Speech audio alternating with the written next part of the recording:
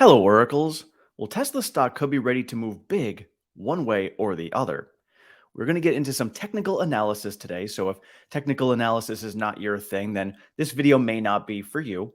But when it comes to technical analysis, it's really about near term movements. So, again, for those of you who are long term investors, technical analysis really does not mean much. Long term investors focus on the fundamentals. We talk about that all the time. Fundamentals are significantly more important for the company over the long term than any technical analysis. I go over technical analysis because for me, it helps me understand how the market moves. And then when we get into this position where we are right now, where there's this massive disconnect between the fundamentals and the stock price, the charts and the technical analysis are one of the pieces that help me understand why we are in this position. So for me, it's more of a learning thing. It's like learning a new language to me and just kind of understanding one of the small pieces as to why stocks move the way that they move. So that's what we're going to go over today. But based on the technical analysis, we are looking at a potential big move one way or the other for Tesla stock. And we will get into that in a minute.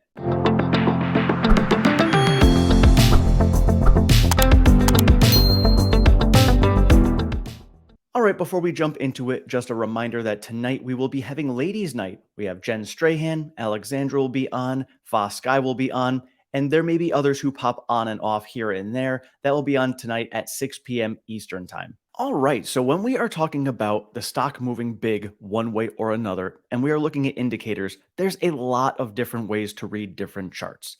The one we are going to be speaking about today is a doji candlestick.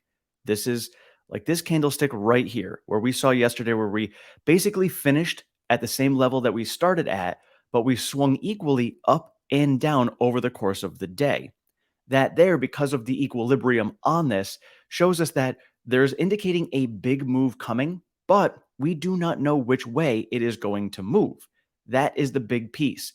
So, again, when it comes to technical analysis, you could see some leading indicators. You could see some things that may point to a certain movement one way or another, but it's not much of a predictor in many cases. But it's just more like figuring out what the better odds are as far as it moving one way or the other, rather than it being a true predictor of where the stock price is going to move. Again, this is one of the reasons why a lot of people say that technical analysis is like astrology, because it doesn't really mean much. And the more you follow it, the more it actually means something, which is very true, because the more people who follow technical analysis, the more it comes to fruition. And so because people follow it, it does come to fruition. But then you also have market manipulators who know this and intentionally move it in the opposite direction, thereby changing how technical analysis works. So there's a lot that gets factored into this. But again, these are just things for me to help teach myself, hey, these are things that I see going on. We've talked about the gap fills all the time. Those ended up getting filled, and we will get further into gaps another time. Today, we're just going to be talking about these candlesticks and what we may see for movements and predict what might happen and why it might move one way or the other. So again, with that doji candlestick we had yesterday being in equilibrium as it is, we don't know which way we're going to move big. When we look at other indicators, we can look at, the RSI right now is at 43, not oversold, and it's on the lower end, so it's below even at about 50. So, maybe we can pop up off of this, but the RSI does not give us any further indication as to which way we are going to move. We did fill this gap that was above us at 136. There are gaps that go significantly higher than here, but those are pretty far up. So we could certainly bounce that high if we're going to be moving up big, could go up to fill those gaps. Below us, we do have gaps at 122.63 and 114.39. So those are pretty close gaps compared to the ones that are above us. So perhaps a move down would fill these gaps up. Again, this is a decision that we do not know, just looking at other indicators. And one other thing to look at would be the options market. So it sounds like today there's going to be a lot of shorts that need to cover. If this does end up happening, we could see that movement up again. Now, we do have a resistance level at 137. So with that resistance at 137, if we do end up pushing up, I'll be looking for us to break through that level. That is going to act as a level very similar to what we saw down at 122 and 123. And we know that those levels down below us are now going to be strong supports. So that's the next question is which way are we going to break one way or the other? Again, when it comes to the technical analysis, it's not a predictor. For me, it's just hey, this is where we're at. This is where we're moving. And when we do hit one of these levels, for me, it just gives me those if then scenarios. So if we get down to that 122 level, and if we break through that 122 level, then we will pay attention to that 109 to 110 level. If we go up and we hit that 137 level, if we break that 137 level, then we look at the next level above us. For me, that's how I look at technical analysis, not as a predictor, just, as I see different levels coming, I'm just kind of paying attention to if we do this one thing, then this most likely is going to happen afterwards. This is again when it comes to those gaps where I was following and said, look, we had all these gaps all the way down. Gaps fill 9 out of 10 times. For those of you who are newer to technical analysis, a gap is when the stock opens higher or lower than when it closed the day before. That leaves a gap. So, for instance, at this 122 level, we closed on this day at 122.63. We then opened up the next day at 126. Now, in the meantime, we have come down a little bit and dipped, but we only dipped down to this 125 level or so, or 124.66 level. So we did not fill this gap all the way down to that 122.63. That there is an unsatisfied gap. When it comes to the charts and market makers, they want to fill those gaps. So again, we have another one down to 114. And so that's what the gaps are. So again, those fill 9 out of 10 times historically. And this is just one of the indicators that I pay attention to. So when we were coming down from 313, I saw all the gaps all the way down. Did I know that they were going to get filled or not? No. I just followed all of the levels. You guys who were with me all last year saw that I had all of these levels of support all the way down. And I followed my exact strategy, which is if we hit that next level down and we break it, we will then pay attention to the next level down below that. And it was almost like clockwork where we stepped down almost every other day to hit those levels. That's just how it worked. So again, not to say this is a leading indicator, but that's just how I read the charts more as a guide of if we're coming down in this way and we're trending in this direction, there's a chance we may continue trending in that direction. So now we're kind of on an upward channel trend where we were trending down around that 109 to 122 level for a while. We've now broken that 122 level. Now we're between that 122 and 137 level. So at these levels here, I'm going to start paying attention to see we just got into this level. How long are we going to be here? Are we going to break out of this level above us? Or are we going to break down back into that 109 to 122 range? Again, nobody knows that. You guys can let me know in the comments what you think, which way you think we're going to move. And for me, when it comes to the technical analysis, again, that's just one of the small pieces that I use. There's really four pieces that I follow. It's going to be technical analysis in the charts. It's going to be stock specific news. So anything that's going on with Tesla themselves, what is going on? What do I think could be swinging the stock one way or the other? So for instance, we have earnings coming up next week. There's a very good chance that's going to move us significantly one way or the other. Then I also look at sentiment around the stock.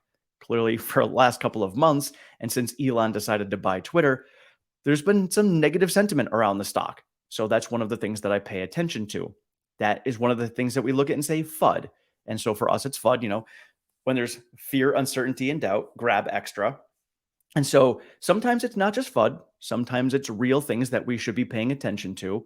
Other times it's just a lot of noise and nonsense that are going on out there and people just being upset because they're upset for whatever reason. And sometimes it's justified and totally understandable. And that is a piece that works into the sentiment. So I pay attention to that as well. The fourth piece is going to be the macro environment. Clearly, the macro environment for the last year has been in the pooper. So we have not been doing well. We have rising interest rate environment. They've been sucking money out of the market and the economy. That in turn has brought the entire market down, and Tesla, of course, has come with it. So those are the four major things that I look at. So as you can see, when it comes to technical analysis, it truly is just one piece of the four, and it's the smallest piece. And again, it's only for the near-term movements that I pay attention to. When it comes to the long-term stuff, even the noise and the sentiment around the stock in the near term is really it. You go look out long term, and there's a lot of very good positive sentiment. Even some of the people who have negative sentiment right now in the stock still have very good positive sentiment long term. So ask yourself as an investor, are you a short term trader or are you a long term investor? If you are a long term investor, take a look at the long term things. Technical analysis is not one of those things. However, long term sentiment is one of those things. So pay attention to that. Pay attention to the fundamentals.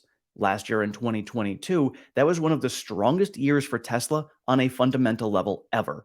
They opened up two new factories. They moved FSD from a point where it was really not all that great to now there's a lot of drives with no disengagements. They are making massive progress in the company on a fundamental level. They have been breaking records with deliveries, facing massive headwinds and overcoming them anyway, got themselves almost entirely out of debt, have a giant stockpile of cash, tons of free cash flow coming in.